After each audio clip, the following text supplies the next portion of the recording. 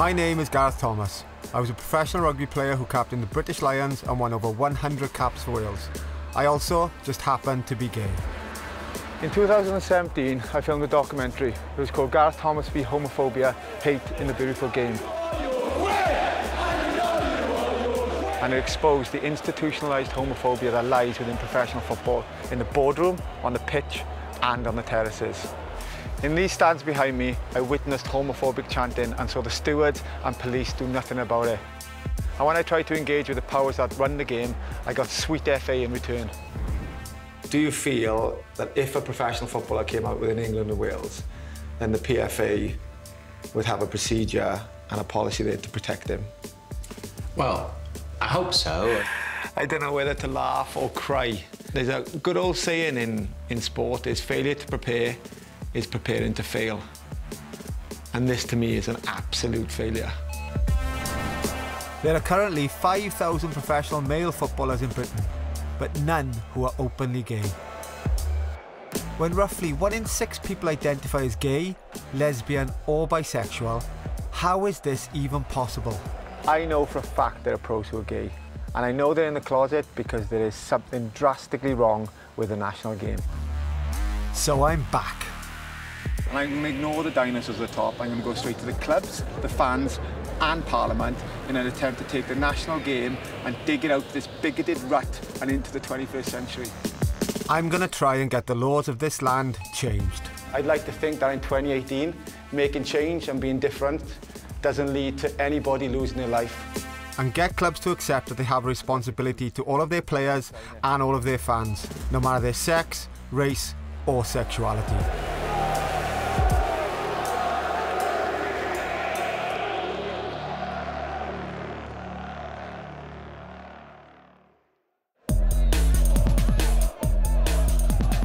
Ellen Road, home of Leeds United, a club with a proud history and notoriously partisan fans. 2 years ago, I came here to watch them play Brighton. As a club based in the so-called gay capital of Britain, Brighton supporters suffer regular homophobic abuse.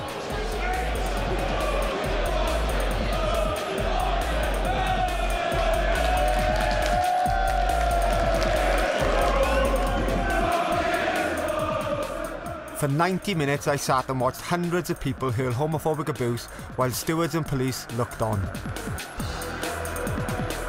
But it wasn't just Leeds.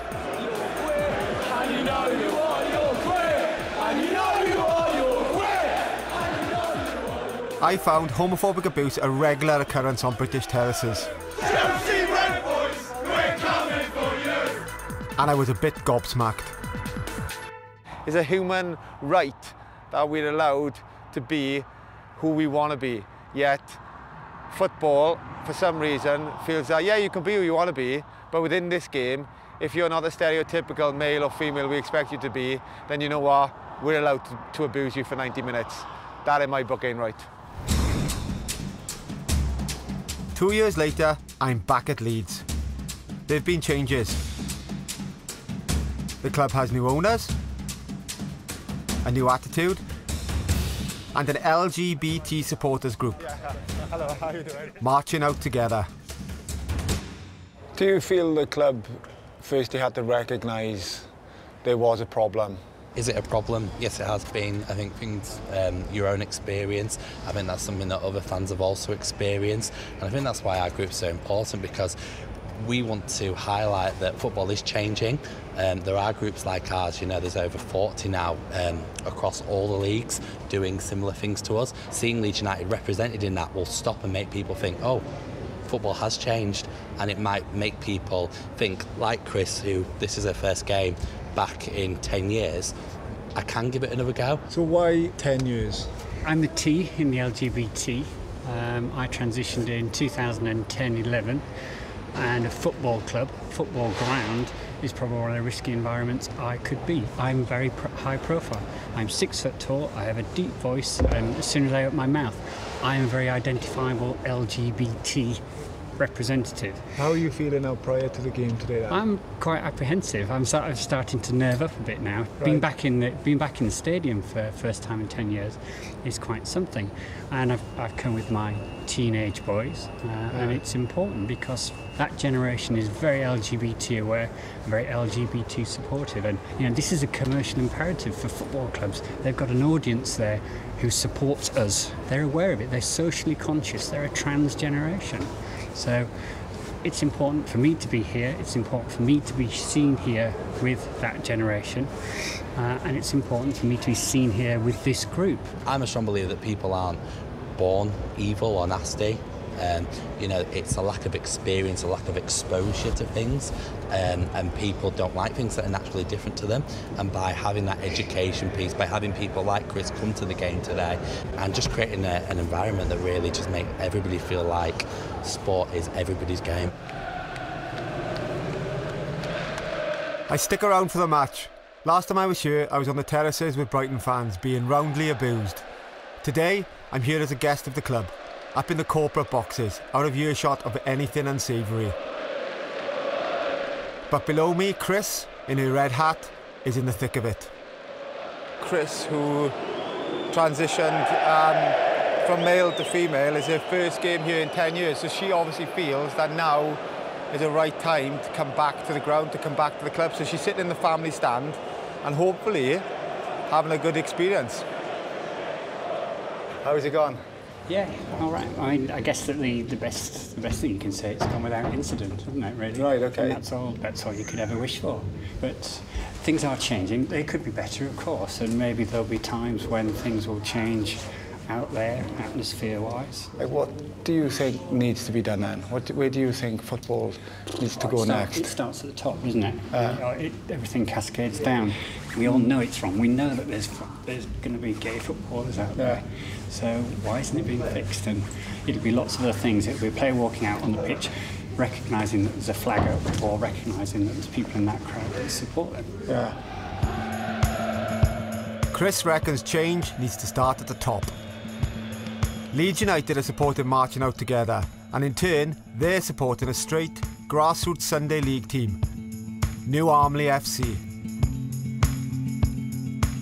We became aware that they'd hit some financial difficulties and we're struggling a bit, and so we tried to find a way of helping them out and also helping our objectives in marching out together by sponsoring their kits, which you see, the marching out together emblazoned on their shirts. Oh man, that was so cool. Hiya, bud. How you doing, mate? Gareth, pleasure to meet you, bud. Nice penalty, by the way. Oh, thank you very much. What's the news with the jerseys, bud? How does it feel wearing these? Do you know what? To me, it's an inspiration, to be honest. Right. Because you don't really hear of many, homosexual footballers in the game. And for us to bring it out there to everybody, there's not to be ashamed of. Right. You are who you are. We respect you for that. Do you not think, though, by wearing this, or does it even bother you, I suppose, by wearing this, that you might think against other teams potentially you could be like a bit of a target of abuse yourselves? Bring them on, I say. Really? Yeah, definitely. I'll stand by this till forever. Yeah, right, okay. My eldest son's gay. Yeah. I've got no issues with it whatsoever. Yeah. Do you know what I mean? I'm more proud of him now than I was before. Right, oh wow. We have gone through a bit of bullying. Yeah, definitely. Would you say he's ridiculed for coming out as he is? He was 15 when you came out, wasn't you? Mm-hmm. But he's out and you're out and proud now, so aren't you? 100%. Our team is proud to carry the logo and the sponsorship of marching out together to kick this out, because it needs to be kicked out, and every member of our team, from the board to the players, are all happy and supportive of doing that. As long as you can play football, that's me as a manager, that's all I care about. So I don't care how we feel, as long as you can put some laces in your boots, rainbow if they're better. On a Sunday morning, come down, pay your subs and keep grassroots football going. I'm not fussed. So. Do you not think that there's a lot that the Premier League could learn from you guys? Do you not think it should be the other way around, that it should be coming from the top down? Because for me at the moment it's coming from grassroots and the message is kind of going up, which is sometimes a difficult way to push your message up. Yeah, I think that just the sheer level of supporters that you have in a Premier League side, it's going to be difficult to get that message to everyone and to change everybody's mind. So as long as the top flight start doing their part and work the message down, and we're doing our part and work the message up, hopefully we'll all meet in the middle somewhere. Oh, poetry, mate. Mate, what a great comment. That's fantastic. Brilliant. Last year, if you told me I'd be meeting a straight Sunday League team wearing kits sponsored by an LGBT supporters group backed by Leeds United, I'd have probably called you an ambulance. But here we are, and if all clubs are as progressive as Leeds, then we might be getting somewhere. But they're not.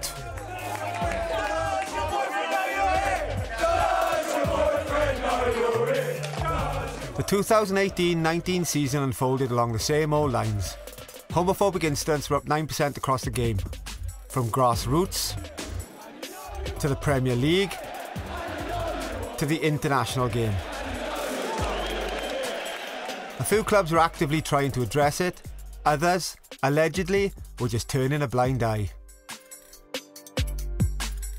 So can we get to a place where homophobia disappears from the boardroom, the dressing room and the stadium? Well, let's be honest, I'm not daft enough to think that that rainbow day will be delivered by the football authorities anytime soon. I learned from my last documentary that they have very little interest in this issue. But I think there may be a way to force them to address it. Now, how do I know this? Because it's been done before.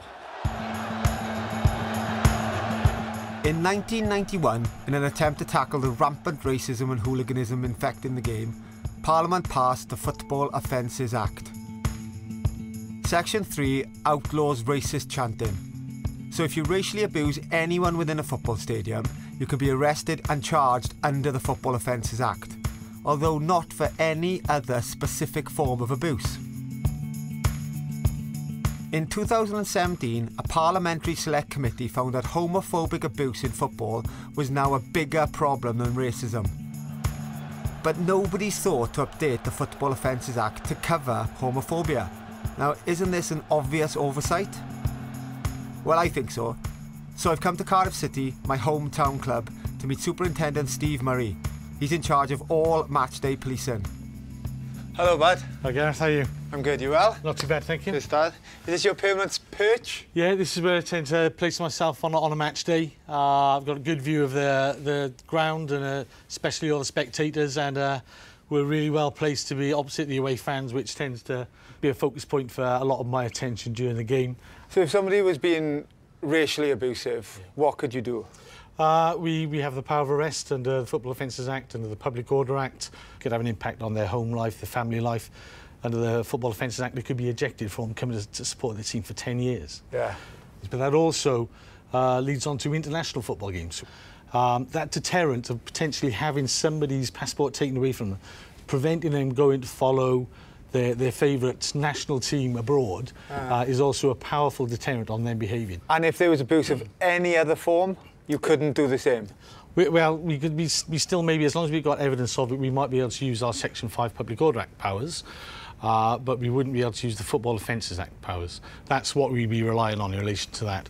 Whereas under the Football Offences Act, there's specific legislation which targets racial abuse. There isn't anything that targets homophobic or any other protected characteristic. It's purely around the race, which is the element that provides us additional powers through the Football Offences Act. So, by potentially putting the use of homophobic abuse and gesturing or transphobic abuse and gesturing into the Football Offences Act, do you feel that that could only be a positive thing? Like there's nothing negative that could come from that? Yeah, I think that would give us more powers to proactively target those who do perpetrate that type of offence. It would give us a lot more powers. And I think if the legislation was expanded to include homophobic, offensive behaviour and other things against disability, you know, and all protected characteristics, that could only be a positive thing, and it's something we should be looking to try to do. Yeah. And that somebody is me. Armed with Superintendent Murray's endorsement, I head to London, to the place where they make and change the laws of the land, Parliament. I've got an appointment with Damian Collins MP, chair of the committee that published the report highlighting homophobia in football. Can he help me amend the Football Offences Act? Hello, Damien. Good to see you. Good to see you again. Come on through. Thank you very much. It's almost like a lot of people that I've come across who are either part of or hear homophobic behaviour, they kind of have no reference point to go to. There's no reference point to say you're in the wrong and you're in the wrong because. Yes. It just seems that it's such a grey area that if it's worded, then people are able to point people out to say, no, do you know what? It is an offence because it's in the Football Offences Act. Well, that's right. I think it's there in black and white. You know, if it's the law of the land, then it's up to the police and others to enforce it. People could take legal action.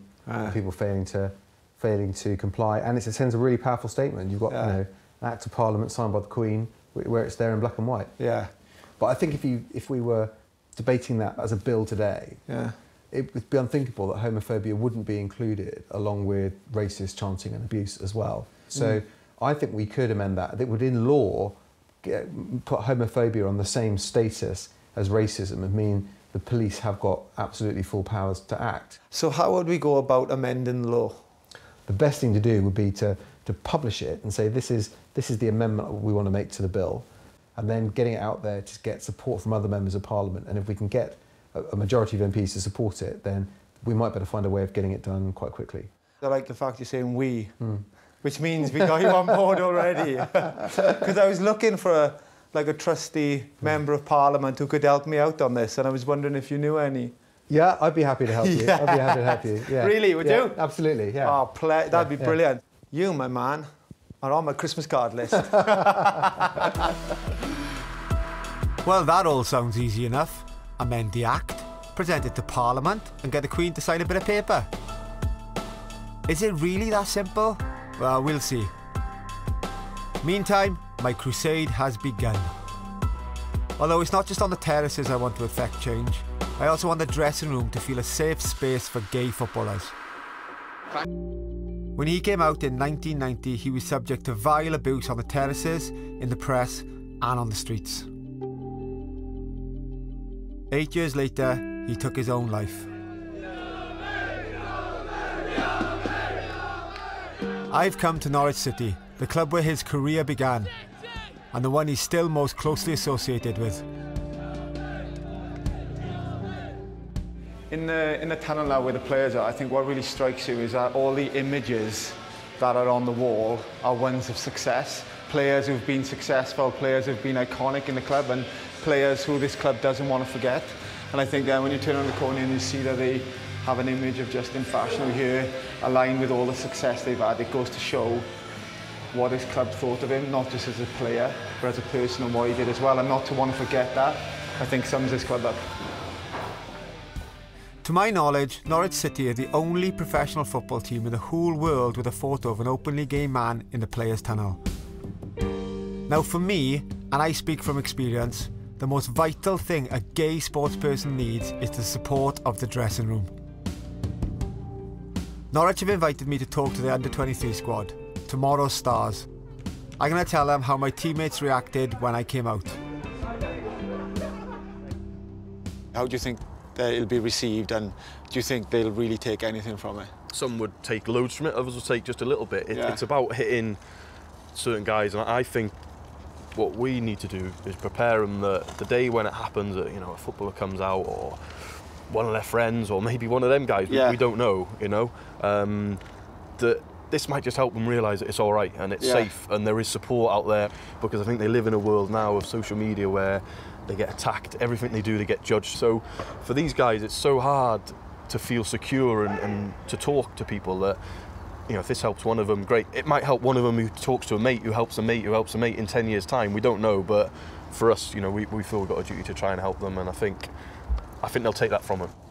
I always remember the day that I chose to be publicly honest with everybody. It was carefully planned by me, okay? Because in the morning, I'd make an announcement that I was gay, and in the afternoon, I would be doing what I want to be known for more than anything else in this world, and that was playing rugby. As we walked into the change rooms, I kind of needed something to break the ice. I was playing for Cardiff Blues, which obviously we wear blue. But somebody in their wisdom that day had decided we wear our second strip, which was Electric Shock in pink. And that, not only did that set a laughter amongst us, But actually, it got us talking about the subject, because a great friend of mine, Martin Williams, said, "Alfie, they must have had the colour for you today, mate, because they knew you were making the announcement." And finally, we were talking about something, and let me tell you now, guys, if you talk about a problem, then you can easily half it. So for everybody else in the changing room, things kind of got back to normal. But for me, there was a moment where I thought I was going to be judged, and that moment was out in the field. When they announced your name, there's a couple of seconds pause until the name after. 15 was 𝗲𝗵𝗃, 70,000 fans booed and jeered. 14 was Tom James, and 70,000 fans booed and jeered. And 13 was myself, Gareth Thomas, and 70,000 fans cheered as loud that day for me as they did for any of their hometown heroes. And I remember standing on the field as a professional rugby player, being myself for the first time ever, being honest. Thank you for your time, guys.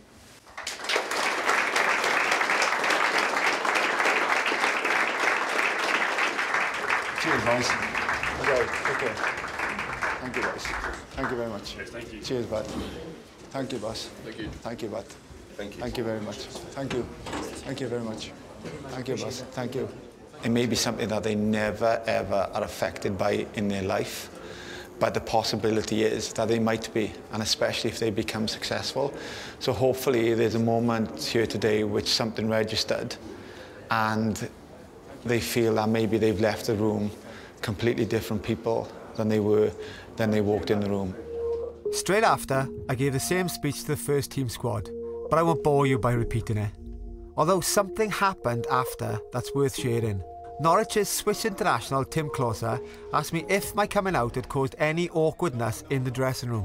What we came to understand is that just because I'm gay doesn't mean that I fancy everybody around me. Yeah. And but maybe they were like. Yeah, no. Because the thing is, but that was done, but in a joking way. It was done because it was meant as fun, and it didn't offend me, but it might offend other people. Okay. But for me, I found it was fun, and I always used to answer say like, you can do what you want, but it doesn't mean that kind of I fancy you. And the realization that my teammates were my teammates. Yeah. But tell the guys I never went fully clothed into the showers. I was always fully naked. Always fully naked. Thank you. Thank you, man. Thank you. Thank you so much. Cheers, mate. Thank you very much. They'd sent him up, so he's obviously the one with the guts to come ask, how were the changing rooms? Which actually is quite a topical question, because within sport, that's kind of an environment where people find this to be like this homoerotic environment, but the reality is that all it was part of my daily routine. And I think that, again, it's that old ancient adage that just because you're gay, you fancy every other male. And that was quickly kind of blown out of the water by me, again, broaching the subject with the boys, talking about it, and saying that first and foremost I don't fancy anybody, but also I'm very professional, I'm very proud of my sport, very proud of who I am, and that's how it would stay, because any other boundaries crossed within that environment would make an awkward atmosphere amongst the team. The banter in the professional dressing room is competitive and merciless. The insults and put-downs are constant. Some subjects are taboo. Racism wouldn't be tolerated, but casual homophobia is. Faggot, bender, gay boy, puff. You wouldn't use those words as banter in an office, but they're common not only in the stands, but also on the pitch. Nice into the box, Fishlock! Outstanding! Goal! But not in the women's game, which is way ahead when it comes to the LGBT+ community. There she serves up a beauty. I couldn't tell if... 𝗔𝗫 MBE plays professionally in France for Lyon and in the USA for Seattle Reign. She has been capped over 100 times for Wales and is one of many elite female footballers who are openly gay. We're so supportive of each other. We're so open about it. You know, if anyone gets a bit of abuse, we jump right on it. It's incredible, really. So is it because in the men's game, it's not visible? No, it's not visible because there are none? It's not visible. Imagine if you were a kid playing football right now. Is there any bit of you they would feel that it is okay. Hell no. Hell no. Every part would say Oh, don't. everyone would be like, there's something wrong with me. Yeah. The culture and mentality here sometimes just, it hurts me. Yeah. It really does. And it's a shame. Yeah. Because there are, you know, 100% there are gay footballers out there that have to hide themselves and probably have a fake girlfriend and a fake life. And, you know, I feel for them, I do, because I've seen that. I've been around people that live two lives, basically. Yeah. So what do you think needs to be done then? We did a campaign called If You Can Play, right? And basically what it was saying is, it doesn't matter who you are, what sexuality you are. If you can play, you can play. Seattle Reign FC pledged to support all our coaches, teammates, and fans, no matter their sexual orientation. We believe that athletes should be judged by their character, talent, and work ethic, not their sexual nature. Degrading and homophobic language have no place on the pitch, in the locker room, or in our community. And it was everyone, gay, straight, bisexual, doesn't matter who you were. And it was such a strong message, and it was played all over the world. It was everywhere. If you can hit a cross, you can hit a cross. You can make a tackle, you can make a tackle. If you can make a save, you can make a save. And if you can play, you can play. If you can play, you can play. If you can play, you can play. Across the USA and Canada, hundreds of soccer, American football, ice hockey, baseball and basketball teams have made You Can Play videos. Everyone from LA Galaxy to Chicago Fire, San Jose Earthquakes to the New York Giants have got on board. Here in the UK, so far there's just one, the Cardiff Devils ice hockey team. The Cardiff Devils pledge not to accept any racist, sexist or homophobic behaviour. We welcome everybody from the LGBT community and beyond. If you can play, you can play. If you can play, you can play. If you can play, you can play. I asked team captain Andrew Holton what prompted them. Well, without to name names or anything, in this league there was a little bit of problems last year with some things that happened, so we thought it was good to come out and show that not everyone stood for those type of, or that way of thinking, I guess. Was that players maybe being abusive to other players or fans to players, or a bit of both? It was a team official to fans. And we just didn't think there was any room in hockey for that, or for any sport really. How do you feel then the video has been received by the fans?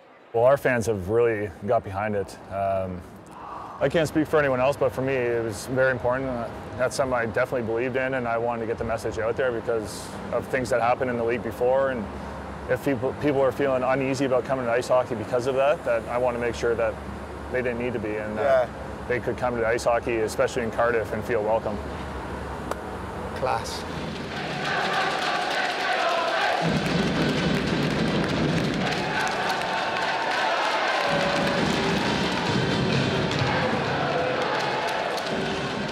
Now when you look around, you see it is like a family environment. There's no segregation for the away fans, and what everyone is doing is cheering for the support of their team, and there's never been anything from the Cardiff fans towards any of the Milton Keynes players, and vice versa. So it just creates an environment of support. He's looking for the pass, isn't he? Back and play! Rebound put away! Out of every club, and probably every sport that I've encountered so far, the Cardiff Devils and ice hockey, which is a tough game played by very, very tough people, is up till now the most inclusive by a mile. I'm not naive enough to think that family-friendly ice hockey doesn't have its fair share of homophobes, nor do I think a You Can Play video is enough to overcome that on its own. But I do think visibility is key to all of this. To be included and accepted in any environment, you have to be visible. Football's sole nod to visibility for the LGBT+ community is the Rainbow Laces campaign. Backed by the game's governing bodies and by all 92 professional clubs, it's a brilliant campaign. It's important and it sends out the right message. but it's only one weekend a year. Then everybody's happy, we've ticked that box, and we can now put it away for another 12 months. But believe me, it's not enough. If it were, gay supporters would feel safe in the stands, and there would be dozens of openly gay male players out on the pitch, just like in the women's game. But as it is, last season's Rainbow Laces weekend drew as much abuse as it did praise, and Premier League Facebook sites were crawling with negative comments.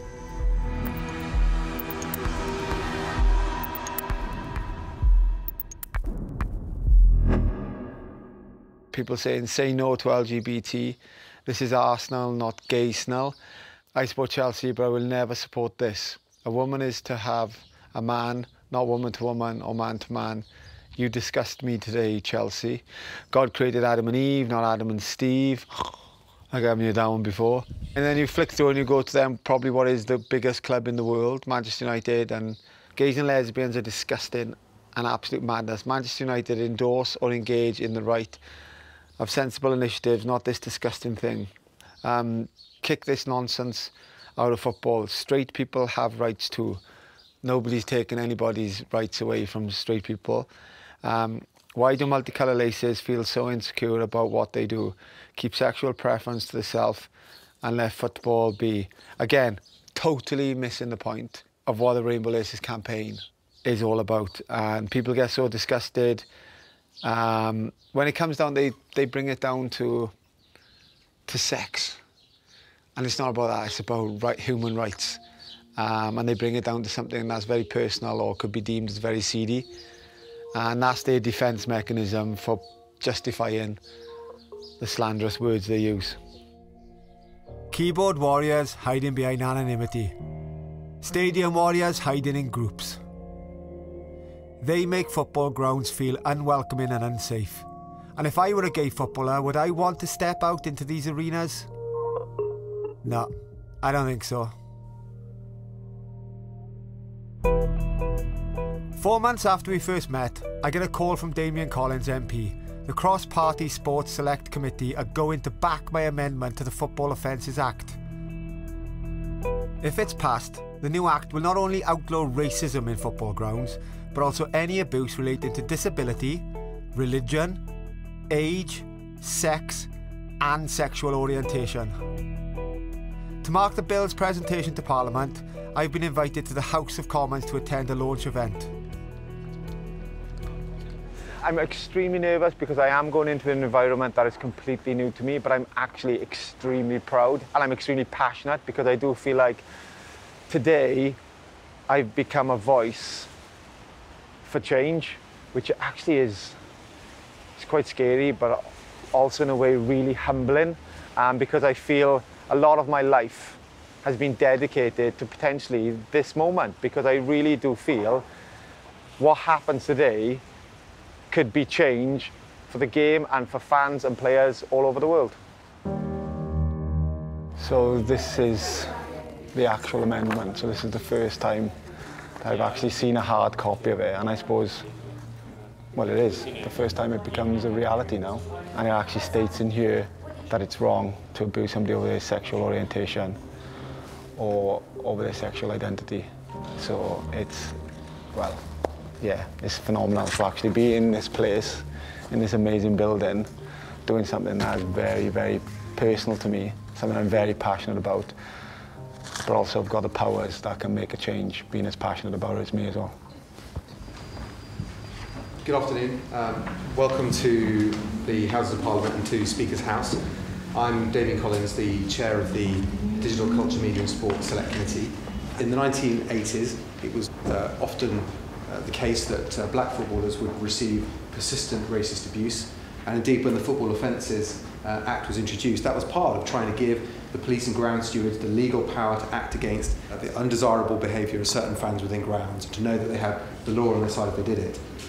Times have changed since then, and I think many of us would look at that old piece of legislation and think it was an extraordinary anomaly that homophobia wasn't included along with racist abuse at that time. But I think the time has come now to put that right. Gareth Thomas, who many of you will know, is here today. Gareth deserves credit for bringing this particular piece of legislation to our attention and the need to amend it. And I'm delighted that with the committee we've been able to support him in taking this initiative forward, but he deserves the credit for bringing it to our attention.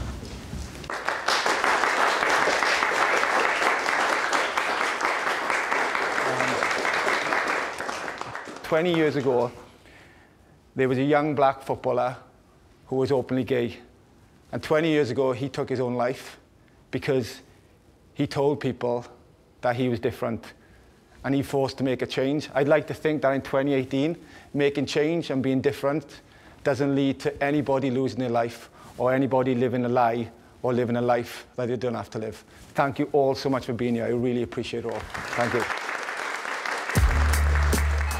Just because our amendment is being presented to Parliament, it doesn't mean it will be passed into law. There will be several readings and debates in both houses over a period of months before it finally goes to a vote. Meanwhile, we've got to get the public and MPs on our side. So Damien and I spent the rest of the day doing interviews. Any other business, any other successful form of work on this country has to have a diversity plan. Why should football or most other sports be any different? They shouldn't. So all we're putting in place is what most other companies and businesses who are successful around the world already have in place. What do you say to people who say, well, you know, this is football banter, this is what being at a football match is all about? We say all sorts of things at a football ground we'd never say in normal life. What I'd say to them firstly, it's unacceptable, because why is it acceptable to say something to a person in the stadium and yet not acceptable to say something on the street? So I'm not saying that tomorrow we're going to wake up and every football ground is going to be homophobic free, but what it will do, it'll be a start. And Gareth, you must be optimistic that we can change people's attitudes. That to me is it's the positive message. Like, I've done so many interviews this morning and it kind of gets under my skin that people are thinking, oh, we're becoming a 𝗵𝗶𝗯𝗲𝗲, becoming too politically correct. To me, it should be against the law, and it is against the law, yet within football stadiums, somehow we're debating whether a hate crime is right or wrong, and I find it insane that we're actually having the debate. Damien Collins and Gareth Thomas, thank you for joining us on 5 Live this afternoon. Thank you. I definitely want to be an MP now. Oh man, you guys ask like super biting questions. Today has been hugely interesting and a huge learning curve for me, because I just find that a lot of the questions I've been asked have been not negative towards why I've wanted to do this, but actually questioning why. And I feel like what it goes to show that what I'm fighting for is worthwhile, because it goes to show that these people are having to ask these questions because there's people out there who are not going to agree with it. And as a journalist or as a reporter, you have to get somebody else's angle on it. So there are people out there who will want to point the question and say, why are you doing this? You don't need to do this. Leave us alone, leave us be. So for me, answering them questions is difficult, because I feel like saying, why are you challenging me on this? But I have to realise why I started doing this, and that's because there's people out there who are homophobic, and this law is the law to stop them. I left London and headed back to Wales, confident that Parliament and public pressure would get the amendment passed. Order! Order! But I'd reckoned without two things. The ayes to the right, 202. The noes to the left, 432. Brexit. So the noes have it, the noes have it. And this. The former captain of Welsh rugby and the Lions, Gareth Thomas, has been the victim of a homophobic hate crime. The 44-year-old, who came out as gay in 2009, appeared bruised in a video posted on social media where he thanked the police for their help. Last night I was the victim in my home city of a hate crime for my sexuality. Why I wanted to be positive, because I want to say thank you to the police who were involved and were very helpful and allowed me to do restorative justice with the people who did this, because I thought they could learn more that way than any other way. And also to the people of Cardiff who supported me and helped me, because there's a lot of people out there who want to hurt us, but unfortunately for them, there's a lot more that want to help us heal. So this, I hope, will be a positive message. I was attacked in Cardiff city centre on November the 16th, 2018. The following day I put up a video on my Twitter account. It had 3.5 million views in 24 hours and I received thousands and thousands of supportive messages. I read every single one of them and felt truly humbled. The phone was ringing off the wall with media requests for interviews and statements, but I couldn't face it. Physically I was recovering, but the mental scars ran deep. The media reports were sympathetic, but only told a small part of the story. So 4 days after the attack, I asked the crew making this documentary to record me. It's the first and only time I've spoken fully about what happened. Like, I am devastated that I've experienced it. Absolutely devastated. It was Friday night and we were walking through Cardiff and there was like a gang, I'll call them kids, but they were teenagers. It started off quite lightly with, you know, gay boys, this, that, faggots, benders. But as I kind of confronted them, it just got worse. There was a lot of this going on, as if we're going to have you, taking pictures of me, kind of in a threatening way, as if to say we're going to know who you are. As I approached them, they turned and just kind of legged it. And as they turned and legged it, one of them fell over. So I grabbed the one who fell over on the floor. So I was like, right, okay, I'm calling the police. But as I grabbed the one who fell over, that's when they had to come back and then they basically just jumped me. They were hitting me and I remember thinking to myself, do you know what? Like, I can fight you. I don't claim to be hard, but I claim that I can look after myself. But these kids know the law way better than me. So if I fight back, what I'm fighting for is going to disappear. And it's going to be all about me fighting a group of young lads. So I thought, no, you know what, just stay here, take the blows, and wait till the police arrive, because I know I have the law on my side. And then the first to help was a group of homeless people. Then just the wave of public. And all of a sudden I felt like, do you know what? This is good. This is powerful stuff. Because these kids are all of a sudden being silenced by the power of the public. Then the police came and I could see this group of teenagers all of a sudden become a group of kids and become unbelievably fragile and unbelievably scared. And I said to the policeman, is like, mate, just let me talk to them. Because actually, I think they'll learn more from me talking to them and telling to them how they made me feel than dragging out a court date or a fence where they're then going to get more angry and maybe feel justified in calling people faggots from now on. And we all stood together. I told them how it made me feel. And then at the end, I said, you know what, boys? Don't just shake my hand. Give me a hug. And we all had this hug. And I just thought, you know what? I could have stooped to a level, I could have fought at a level that they wanted me to. But I wanted to stay true to what I believe in. And that is trying to educate people on what they say, but more importantly, on the harm that it inflicts on other people. Far from knocking me back, the attack, and especially the support I got, just made me even more determined to crack on. Yes, I was abused. Yes, I was beaten up. But on the street there were specific laws to deal with my attackers. I want the laws governing football stadiums to be just as strong. But with the Football Offences Bill bogged down in Brexit land, I struck out on other paths. I'm just giving you a call. I'm wondering where you're at or if you've progressed at all with the making of the You Can Play video. I approached a number of Premier League clubs and asked them if they'd like to be the first to record a You Can Play video. Ah, lovely. Okay, thank you, my lovely. Okay, great. Thank you, bye-bye. Most of them came up with, we would love to, but... However, one club agreed without hesitation. My home team, Cardiff City. Neil, Pleasure to meet you, my busy friend. This morning, aren't you? Yeah, I am very busy, mate. I'm very busy. Good. Not as busy as you, though. I'm glad the lads can help you. Yeah, mate. Thank you so. Thank you so much for allowing it as well, because I know how busy it is, and that. Yeah. It's quite important for you, isn't it? Very important for me, and I think it's important. Like, as a massive fan of Cardiff. Yeah. Cardiff have agreed to take part in there because I think it's a super positive. They're message. A good group and all. Yeah, they are a good group. So you're a good man for allowing them. You to might do not it, learn anything, but I'm sure they will. Good luck on the weekend as well, bud. I'm unbelievably excited today because after a lot of dead ends, we finally got through to our first Premier League team. I'm really proud of this, my home team of Cardiff. And having got through to them, we've been managed to engage with the players, and the players have then agreed to take part in a You Can Play video, which the club will then show at half-time during one of their Premier League matches. We pledge to create a safe and inclusive environment for everybody who plays, supports or works at Cardiff City FC. Now, why I think that's so relevant is because these guys, and I know as myself as an ex-professional, you judge sometimes only on your actions, but actually your words are 10 times more powerful. Cardiff City Football Club is a family. It doesn't matter who you are or where you're from.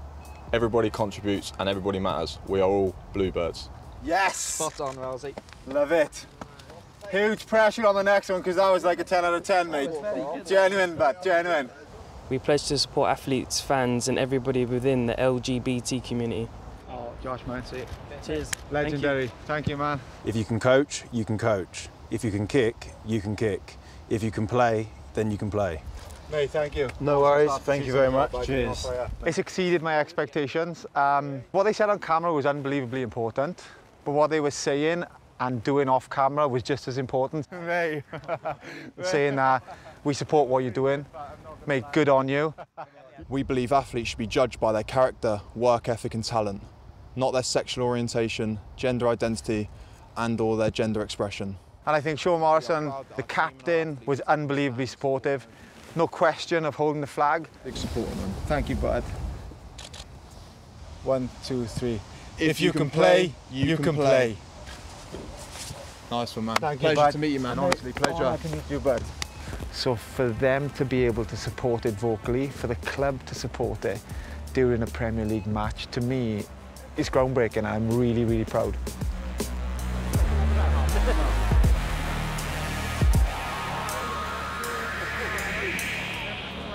If you'd have asked me 24 months ago, or even 12 months ago, would I be standing in a Premier League ground before a Premier League match, waiting to see a video by Premier League players promoting diversity within the club, then the optimistic part of me would have said, I'll try, but the realistic part of me said there'd be no chance. So to be here now today, having come across a lot of negativity, a lot of doors slammed in my face, a lot of phone calls hung up on me or never called me back, a lot of false promises, I think really what this is a moment that I want to remember, but more importantly, this truly is a moment that I want to be remembered for. If you can kick, you can kick. If you can coach, you can coach. If you can play, you can play. If you can play, you can play. If you can play, you can play. City is one. If you can play, you can play.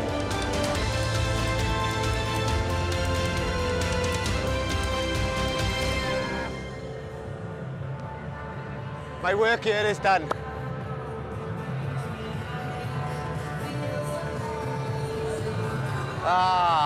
We done it!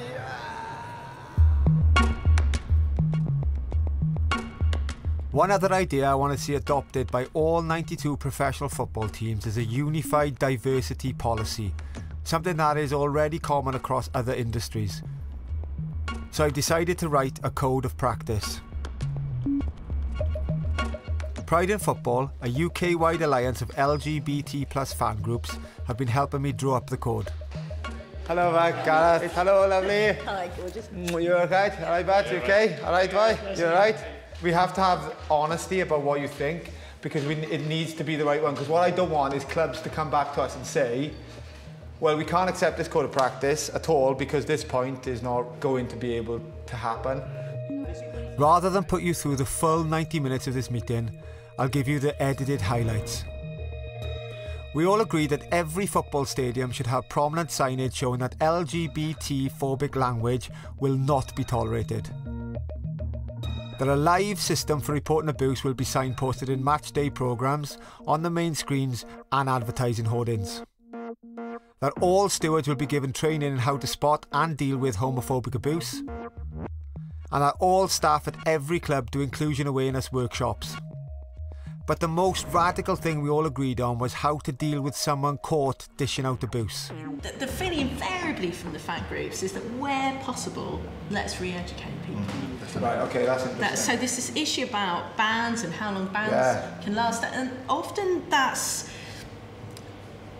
not doing us any favours, because it removes the person from football, it removes the person, you know, so we're all feeling safer. Yeah. But, you know, what's going to happen when the ban's over? Let's take Entrenches their prejudice. Yeah. Actually, I would welcome, rather than you going down a prosecution base or anything like that, the club just saying, just have a beer, meet up with a couple of members of the LGBT group, and they'll try and explain to you how your remarks cause offence. Quite often, it seems to be the case, certainly recently, that fans calling it out on other fans and saying, can you just stop that, mate? We don't say that here. Yeah. People rethink it and realise what they're doing and just stop. Nice. I really like that. That was a great discussion. Comes some great points there. This really comes from people's experience? Yeah. It hasn't been drafted by people who only sit in the boxes. It's been drafted by the people who sit in the crowd, like who sit on the terraces. And as an ex-player, you know this does as well, which I think is really great. It protects the players who play football, who are potentially gay, from getting abuse, and that abuse circulating. If it starts, this stops it. Well, that's that sorted. A piece of paper with lots of words on it, so now it either stays in my bedside drawer or I get clubs to adopt it. So I'm heading back to where I began this programme, Leeds United. It's 2 years since I filmed homophobic abuse in the stands at Elland Road. It's been 12 months since Marching Out Together, Leeds' LGBT fan group were formed. Now, alongside founder members Andrew Tilley and Mick Ward, I'm back again. Leeds' new managing director, Angus Kinnear, wants the club to be the first to sign up to my code of best practice. I feel like I'm actually signing a player here as well. Disappointed with the end result. Oh, mate, no, trust me. I can't believe it's like been nearly 2 years since I first came here, and now I'm here asking you to sign and be the first club to sign up to the best practice. Like, how has the club changed in that short space of time? Well, I think it's been quite easy to change because of the energy of the guys from Marching Out Together, because of your leadership in trying to raise it as an issue. It's I'm almost embarrassed at the situation we found ourselves in sort of 2 years ago, that it was a problem. You know, this is the type of initiative that the club probably wouldn't have listened to before, probably wouldn't have had the time for before. And I think it's representative now the club wants to embrace initiatives like this. Well, if you sign this, I would be massively honoured, Angus. Well, that is class. That is class. Mate, I'd say thank you, but I don't think that says enough. I think it means huge amount to all of us, doesn't it? Huge. You know, this, I think, again, this is maybe testament to welcoming LGBT plus people to the club as players and fans. Absolutely. You know, it runs right through to the dressing room, to staff. It's a broad initiative. And there we had it. By the end of the 2018-19 season, Leeds United had become the first professional club to sign up to the Code of Practice. Cardiff City had become the first Premier League team to produce a You Can Play video, even if they then got relegated. And my amendment to the Football Offences Act had passed its second reading in the Commons. Order! Before the Brexit gridlock descended. All in all, I was pretty happy with the progress made. And now, this summer, the moment that all of my work in football has been focused on seems about to happen. A professional British footballer has announced on social media that they are gay and about to come out. For him, the pressure's huge. But what he's kind of done, in a way, then, if you look at it, is, I suppose, sensible, because we live in a world where social media is the gauge to measure reaction, is the gauge to measure society. So what he's done is kind of, you know, he's gauging that reaction. Following his initial tweets, the man calling himself the gay footballer had asked for a bit of time to prepare himself before publicly coming out. Meantime, away from the cameras, I reached out to him. I contacted him, obviously, to offer my support. I gave him my number, he telephoned me, and I just found that there was a young kid who had an understanding of who he was, but didn't have an understanding of where he fitted in, and was doing this kind of gauging, testing the water to see what the reaction would be for when he tells everybody. But he seemed kind of lost to me. He just seemed like someone who was very lost, wanted direction, was willing to listen to anybody who would give him dimension. But again, the fear with that is when you listen to too many people point you in too many directions, you forget actually what your own direction is. Meanwhile, the media and the public were questioning whether it was all just a hoax. I think, like everybody, I have to have a certain amount of doubt about it. The fact that, you know, it's just popped up out of nowhere on social media, you have to be slightly skeptical because it's the world we live in, that it could be a hoax. I hope it's not, because I've sent him what I would class as very personal messages about me, and I've spoken to him and I've interacted with him, and I'd like to think that, you know, I know there are, but I'd like to think somebody wouldn't be that callous, wouldn't be that cruel to do this just to be 5 minutes in the spotlight. And that makes it more difficult when you interact with somebody, you know, and I've never asked him his name. I asked him where he played, he told me the club he played for. So if it's not real, then I'm devastated that somebody has kind of, one, done this, but also then feel like he's kind of invaded my private life and used me or used other people with these experiences that are willing and wanting to help people to gain some kind of fame. So that I'd be devastated. The footballer then posted a coming out date. But the day before he was due to go public, he tweeted, "I thought I was stronger. I was wrong." He then took down his Twitter page. If it's real, then I really feel so much for him, because he created such a buzz, such a air and excitement around it, that all of a sudden just to disappear, he must be unbelievably scared, unbelievably frightened of what the potential reaction was going to be, or the potential fallout for him making this announcement. And also, then there's a lot of kind of vitriol put towards him because he's decided, and it's only his decision to make, that he doesn't want to do it yet, that he's not ready for it. If it's a hoax, I feel that it just goes to show the hunger and the thirst that people have for having an openly gay player come out. It's engaged the public, it's engaged the media, it's engaged very powerful people within the footballing world. Society is getting to be very diverse and very inclusive, and I think a lot of people want their football team or their city or their country to emulate the way that their society is going. And people are challenging laws, people are challenging Parliament, people are challenging stewarding, people are challenging clubs and their owners to create these environments and to police laws, is whether these people actually act and whether the policing is good enough. So I feel that the moment will only come when the gay footballer steps out, but